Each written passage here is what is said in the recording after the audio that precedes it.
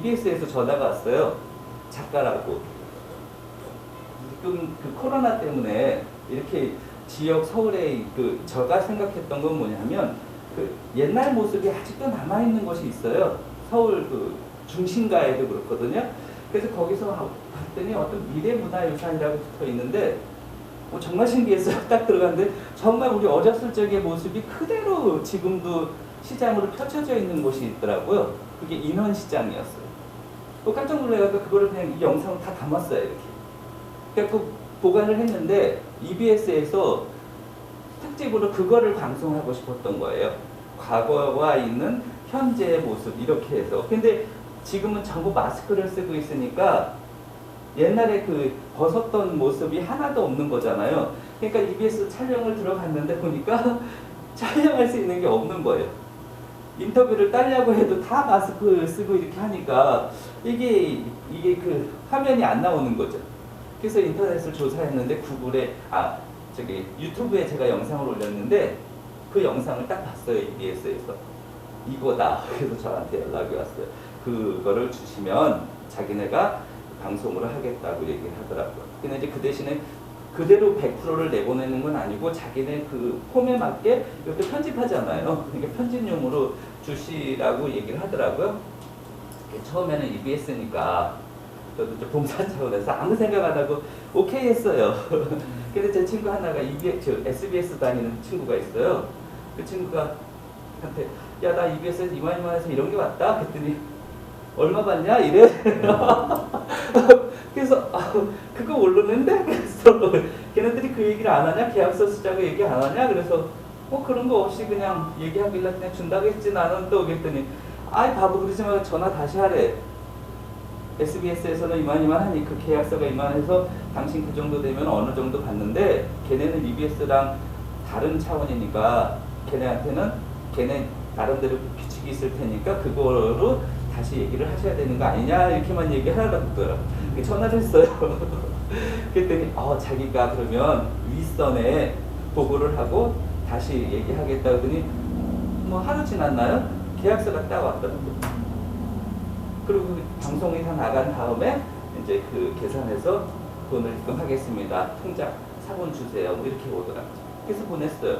계약서 받고 아무 생각도 안 하고 있고 돈도 받고 그랬어요. 이제 제가 이제 자랑하려고 말씀드린 건 아니고 바로 그렇게 하시는 거라는 얘기를 드리고 싶어서 한 거고, 카메라를 갖고 처음에 뭘 찍을까 생각하다가 이렇게 시야가 집이 여기 사니까 우면산이 보였어요. 그래서 우면산에 사계를 찍으면 되겠다 이런 생각을 그냥 했어요. 그래서 봄, 여름, 가을, 겨울을 합친 우면산을 억지로 다녔어, 억지로.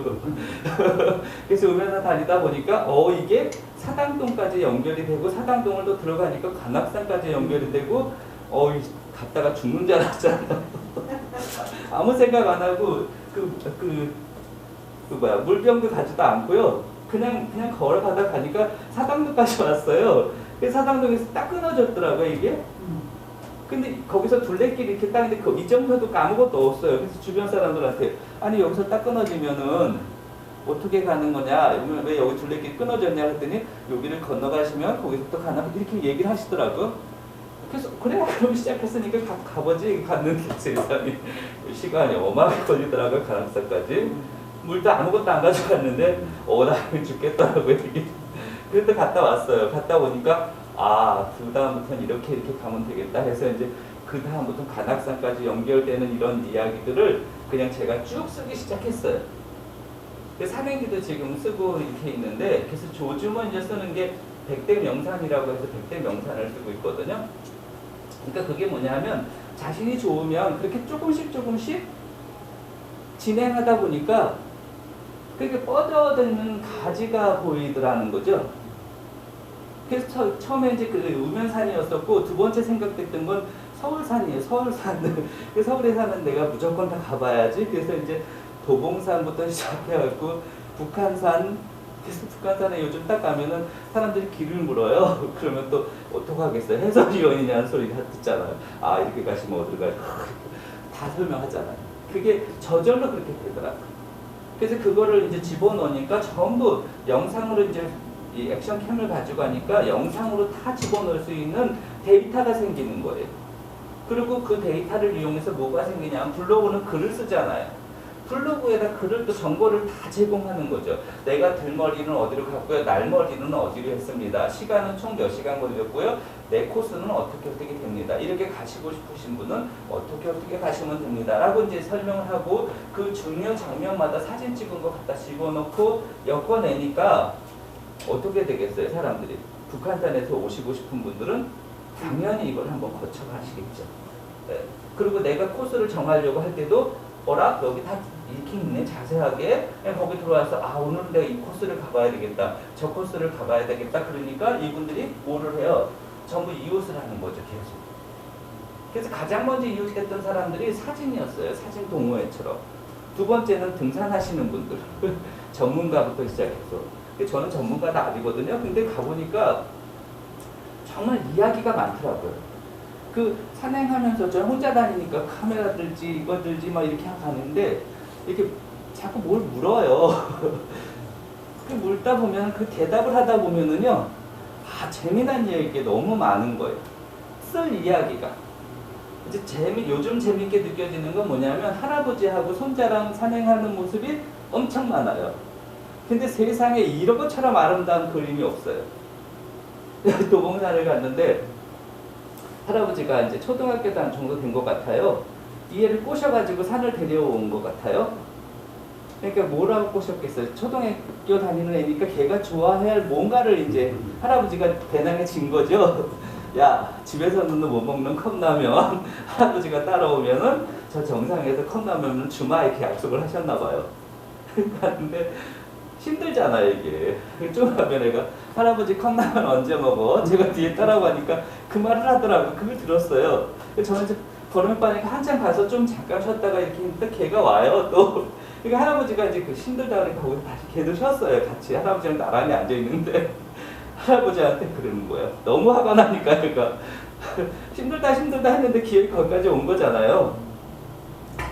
갑자기 이러더라. 그러니까 그 컵라면 언제 먹냐고. 얼마나 웃기던지요. 그렇게 해서 너무 재밌다, 이런 이야기가. 그러니까 여러분이 관심을 가지시면요, 그런 재미난 이야기들이 여러분 블로그 속에 다 쓰실 수 있어요. 사람들이 보고 싶은 거는요, 가만히 생각해 보니까 이게 어떤 감정을 건드리는 것을 좋아하시더라고요. 이게 어르신들이 되지 않으면 손자에 대한 어떤 그런 생각을 안 하시잖아요. 근데 제가 이렇게 이야기를 하면 그 좋아요부터 시작해서 댓글을 막 웃으면서 이게 다시는 분들은 전부 그때 그 연령대에 그것을 경험하고 계신 분들이 쓰시더라고요, 댓글을. 젊은이들이 제 거를 보고서 거기다가 너무 웃겨 이렇게 쓰는 사람은 한 사람도 없어요. 예. 그래서 여러분들의 맞는 취향에 여러분이 가장 좋아하는 것을, 여러분 것을 얘기를 넣어놓으시면 여러분 관계되시는 그 다른 분들이 여러분과 소통할 수 있는 것들이 어마어마하게 많이 생긴다는 거예요. 그래서 예. 한번 해보시면 돼요, 이거는. 근데 중요한 거는 이제 무엇을 내가 하고 이렇게 소통할 수 있는 건가만 여러분이 정하시면 된다고요. 근데 그거는 너무 널려 있어요, 사실은. 너무 널려 있는데 여러분은 너무 방대하게 생각하시니까 그 길을 못 찾는 거예요. 그래서 어제도 제가